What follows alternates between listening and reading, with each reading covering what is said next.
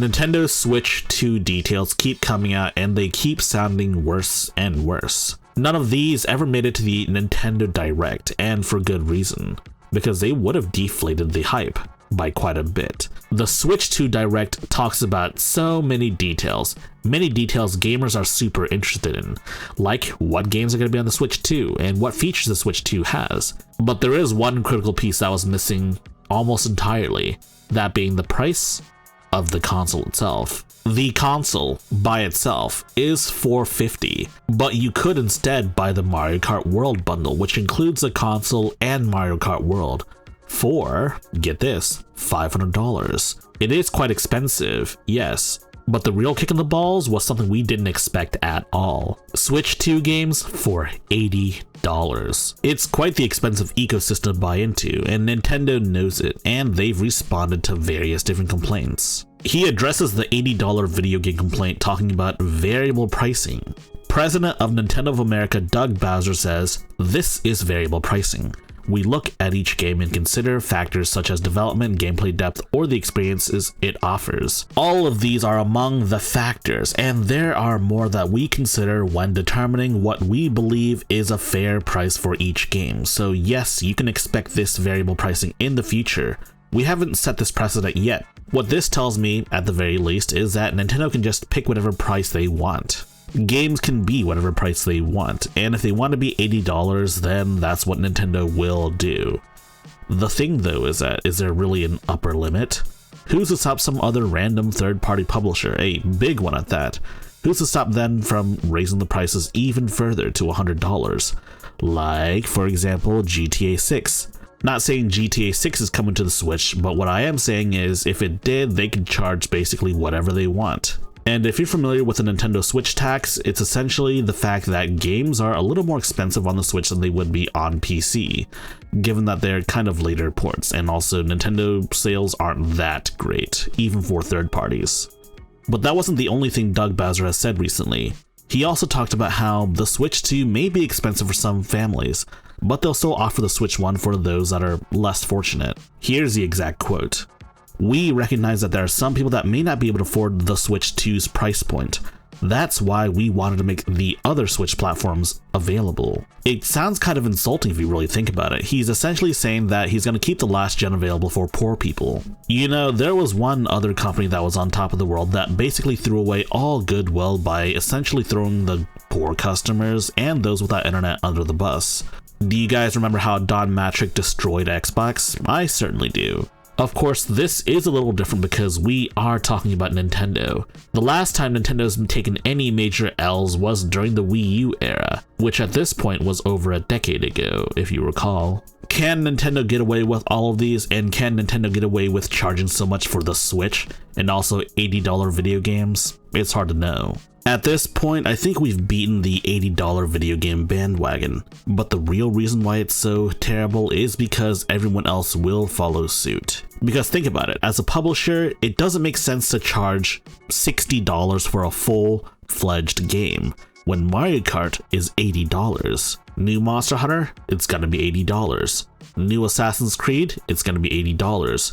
New GTA, it's gonna be $100 probably. The point is much less Nintendo doing it as much as there's Nintendo setting a new standard for everyone else to do it. The only way the $80 price point doesn't stick is if Mario Kart is a catastrophe, and that's never going to happen. Some say this is just a result of inflation. I mean, after all, video games have been $60 for the last 30 years. And yes, one could argue that video games is a luxury product. I mean, you don't need video games to live after all. But I am curious to see how this $80 price point will affect sales in video games. I mean, in theory, an $80 video game should sell less than the $60 video game. I promise you there will be less people willing to spend $80 on a video game than there are people willing to spend $60 or $70 on a video game. And I just hope that companies adjust their sales targets to reflect this reality. But the $80 price point isn't the only price point discussed today. Today we have to talk about other things Nintendo Switch related. But if you like this video or any other video I've made, please like, subscribe, and share with all of your friends. And in the meantime, why don't you check out Offf Th Console? It's a brand new podcast created by me, Gardiner, Bryant, and Games Revealed, with guest stars occasionally. And while yes, it's on YouTube, it's also available wherever podcasts can be found, like Spotify or Apple Podcasts. Check it out. One of the major categories of games is a Nintendo Switch 2 edition version of Switch 1 games. Games like Breath of the Wild, Tears of the Kingdom, Metroid Prime 4, Kirby and the Forgotten Land, and many other games are getting a Switch 2 edition. And yes, these already existing titles will be packaged up as Switch 2 titles. I would have expected one of these copies to house a red cartridge, a Nintendo Switch 2 cartridge featuring the game and whatever enhancements have been added.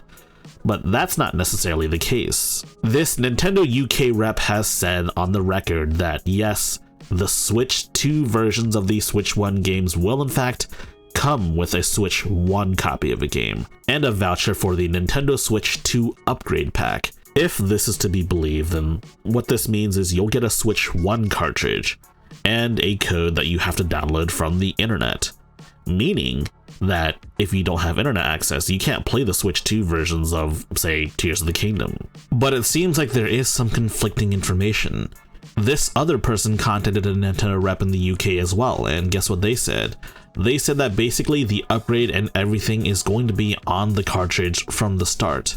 No download required. At this point, no one knows what is or is not the truth, and the box doesn't help matters either.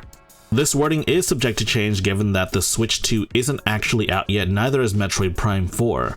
But I will say this, it says includes the Nintendo Switch game and the Switch 2 edition upgrade pack. Now, if they were all on the same cartridge, why on earth would you need to put this little tidbit right here? The wording makes it sound like you're getting the Switch 1 copy and then a separate upgrade pack. If this is truly the case, then there's terrible ramifications for game preservation. Someone from Nintendo needs to address this ASAP. You know, Doug Bowser's already on full damage control, why not damage control this aspect as well? Like, I feel like if everything were truly on the cartridge, then you probably wouldn't need this small text. Except to say that maybe instead of buying Tears of the Kingdom, you can just buy the upgrade pack if you already own the Switch 1 version. This is something that Nintendo has to solve ASAP, otherwise, it'll cause major game preservation issues down the line. And on that note, some games on the Switch are getting free updates to run better on the Switch 2. Just a resolution and frame rate bump, no DLC or additional content or anything like that, at least for the most part. And in other news, Nintendo once again snubs achievements because, well, I don't know why, to be honest. Let's say, for example, you see a new game release on Steam without achievements, and guess what people tend to ask for first? Achievements. That's right, people like achievements, and Nintendo just doesn't seem to care. Nintendo's content with having in-game achievement systems, which, whatever, I guess. It's a way to improve it, but I feel like if they had it system-wide, people would like it a lot more. I cannot begin to imagine why Nintendo doesn't implement a system-wide achievement system. It doesn't make any sense why Nintendo wouldn't do it, besides they're just lazy. Yes, is it a meaningless metric that doesn't really mean anything in the long run? Yeah, but people enjoy that kind of stuff. I enjoy getting hard achievements done. And if you're worried about achievements, then guess what? Most achievement systems in the world right now can hide specific achievements from you. It doesn't tell you how to get them or even the name of the achievement, so you don't get spoiled. At least until you unlock the achievement by yourself. I just don't get why Nintendo doesn't implement achievements. It's a value add. And of course, we have to talk about the Nintendo Switch 2 Welcome Tour. It's the sort of game that really should have been packed in with the Switch 2. Think Astrobot for the PS5 or Wii Sports for the Wii. You know, on the topic of Wii Sports, supposedly Wii Sports was going to be a game that you had to buy. But then Nintendo of America president Reggie Fils-Aimé met up with Iwata and convinced him that maybe it's a good idea to package the Wii Sports game with the Wii. It's a bit of a crazy discussion to think about given how successful Wii Sports was. It sold the Wii, quite well. I've seen people buy just the Wii and just play Wii Sports all. Yeah, mostly older people and the non-gamer masses, those in retirement homes and whatnot. That said, the Switch 2 Welcome Tour is $10 and digital only. But let's be honest, most people are probably gonna skip this game because they don't really care. That money would probably be better served getting Mario Party Jamboree. And of course, many people want Joy-Cons to have Hall effect sticks. But guess what? The Switch 2 Joy-Cons will not. In an interview, they've confirmed that the Joy-Con 2s will not have Hall effects. For those not in the know, Hall effect sticks are magnetic-based sticks that, in theory, should never drift on you. And the Switch 1 Joy-Cons were infamous for drifting all the time. Potentiometers will fail, that's just the nature of potentiometers, and the Switch ones failed really quickly. I suppose the big issue with Hall effects in this case is that Hall effects are magnetic based. And guess what the Switch 2 uses to attach controllers to the device? That's right, magnets. Electromagnets to be specific. Now, I'm not Nintendo and I haven't tested out how these magnets could affect Hall effect sticks, but if these electromagnets do in fact affect Hall effect stick performance, then there's a good chance that we may not even see GoLikit aftermarket sticks for the Switch 2 because, well, it affects it. TMR sticks are also magnetic based, so there's a good chance that that's affected as well, but I don't know. I'm not Nintendo, I'm not GoLikit, I don't know, I haven't tried any of this out, I don't even have a Switch 2 yet. Some may call me a traitor to my Steam Deck brethren, but guess what? Blind loyalty to any brand is stupid, even if it's Valve. So like, yeah, don't be so blindly fanboyish, okay? If you like this video, please press the like button and check out our other videos. And if you like those other videos as well, be sure to press the subscribe button and share the good gospel of high-tech lowlife with your friends. Furthermore, we have a community Discord for enlightened individuals such as you. And if you wish to further support high-tech lowlife, be sure to check out our Patreon page. Links in the description.